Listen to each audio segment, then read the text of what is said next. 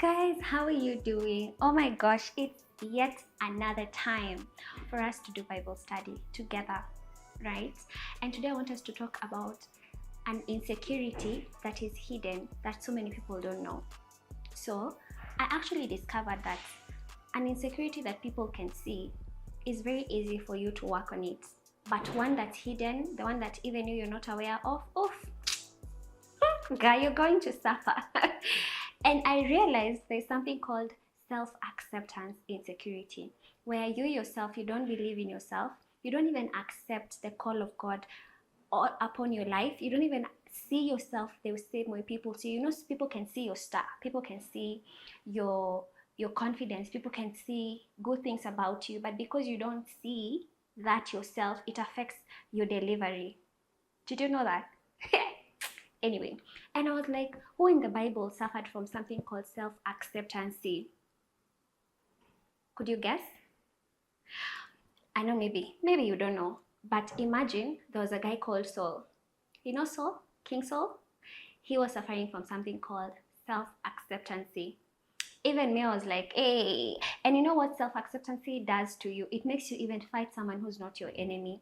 And imagine Saul made David his enemy, yet David was not even the enemy of Saul. But okay, fine. Let me take you step by step. Did you know that the father of Saul was called Kish? Even I just discovered when I was reading the Bible that his dad was called Kish. And the Bible also says that his son Saul was the most handsome man in Israel. I'm reading 1 Samuel chapter 9. This is now the story of Saul and how he became king. Okay, so the Bible says his son Saul was the most handsome man in Israel, head and shoulders taller than anyone else in the land. So this guy was so, if I could use the word zigzag in our generation, he was so handsome. He was the best. Can you imagine the best in the entire land of Israel? Okay, and so it gets to a point where when you read that text, it gets to a point where now God speaks to Prophet Samuel and tells Prophet Samuel that, hey, there will be a guy coming and I want you to anoint him to be the king. Because at this time, the Israelites insisted that they needed a king. So God was like, okay, I have chosen this son of Kish from the tribe of Benjamin to become the prophet, or rather the king, to become the king of the land. But this is where self-acceptance is first spotted in the Bible. So, after Samuel has already told Saul that I want you to be the king, the Lord has chosen you and anointed you to be the king of Israel, you'd assume that because you have been chosen, anointed, you will now walk into that parade for announcement as a confident person.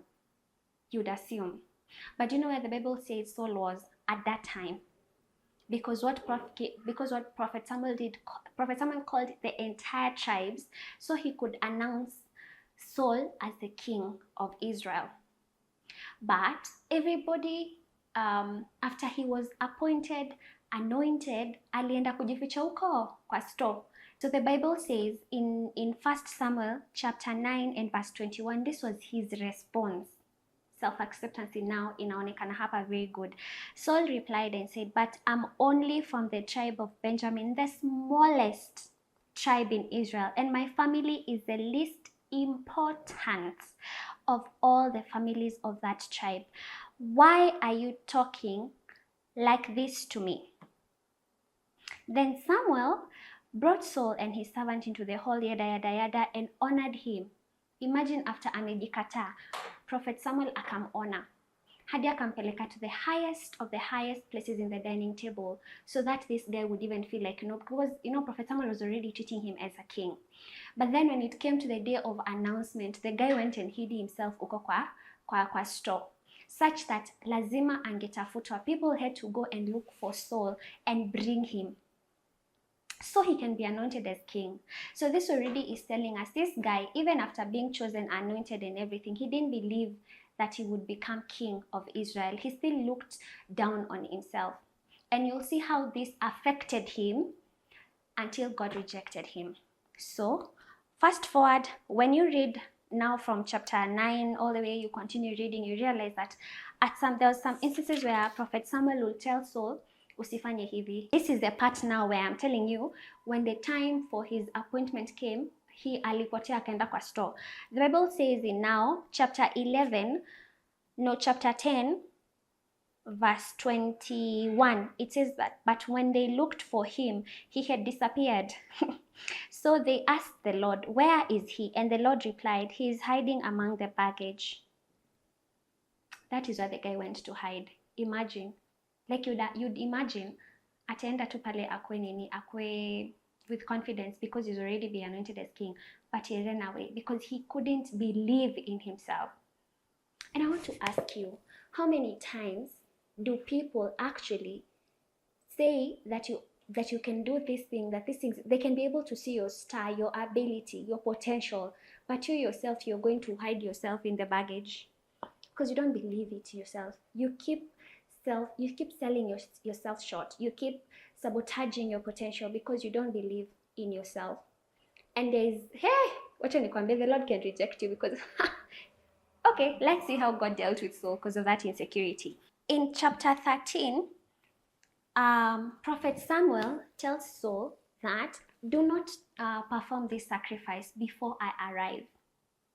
And so Prophet Samuel, because alikuwa na troops zake kwa field, he was supposed to wait for the prophet. So the prophet now this is another instance where we get to see the self-acceptance thing happening to Saul. And this is not the part where now God started becoming actually mad with the king. Now Prophet Samuel tells Saul that, hey, don't perform this sacrifice without me. I want you to wait for me. But Prophet Samuel, he waited and became impatient.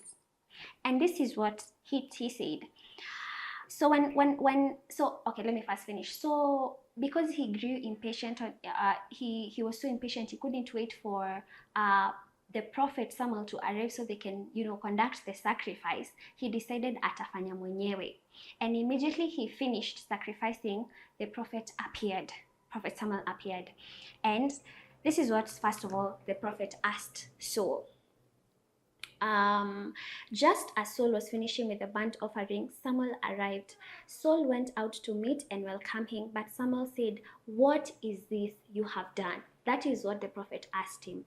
And Saul replied, you'll see, I saw my men scattering from me, and you didn't arrive when you said you would, and the Philistines at the Michmash ready for battle. So I said, the Philistines are ready to march against us at Gilgal, and I haven't even asked the Lord for the Lord's help. So I felt compelled to offer the burnt offering myself before you came. So you can see that the trigger for Saul to perform this sacrifice was not even from him per se. He did it to get the approval for the people around him. And this is what self-acceptance does to you. You will always overperform for people to accept you. You will even overlook the instructions that you're given, because when you continue reading, Saul never really took accountability for the mistakes that he did. He kept saying, oh, the people, oh, I felt like I should carry this thing so I could appease God. Imagine. In fact, he was told, kill everyone, murder all the cute babes, all the fat animals, don't even carry a small thing, don't carry anything. But he was like, no, I'm gonna carry these things and then I'm gonna offer them as sacrifice to God to appease. I mean, why? Think about it. This guy is already a king. God has already appointed you and anointed you. Why do you need to appease him? Why do you need to disobey? And this is a part where Saul asked him, is a sacrifice better? Would you rather sacrifice or obey? And these are just some of the lessons that we get to draw from the book of Samuel, and actually the story of Saul. That if we don't accept ourselves, if we don't see ourselves the same way God has seen, if we don't see ourselves the same way God sees us, we will end up overperforming to people and missing the point and missing our mark. We end up operating at a minimum capacity. We will not operate at our full potential because we don't even know who we are. We struggle to accept ourselves. And let me tell you, it does not matter how much approval you think you need from people. if you still cannot see it within you, I'm sorry, but you won't be able to perform. So I would urge you to do the inner work and check yourself, perhaps, which area of my life am I struggling to look for approval from men? Which area of your life is that? Yeah. And you see also, because of the insecurity of self-acceptance, immediately God anointed David to become the king of Israel. You can see also Saul was always after David. So what? Women sang, Saul killed 1,000, David killed 10,000, and that was enough to make this guy shudder. Why? David was just a small boy. And this is a whole king, by the way. A whole king being threatened. You, a whole MD, being threatened. You, whatever position you are, you're threatened by a small girl. Why? Because you don't know who you are. And so because you don't know who you are, you're not able to sit on your seat well. You're a manager, but always quarreling with your juniors. Fighting. You're not even leading them. Now you're fighting. Oh, what? She dressed nicely and what? Unataka kubishana na yeye? She communicates. Let's even assume she's smarter than you. Why does that bother you?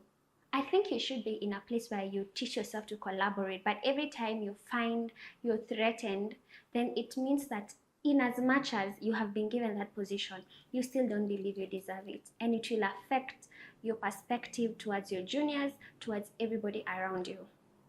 So maybe we need to do some inner work so we become better human beings, and so that we operate at our maximum potential.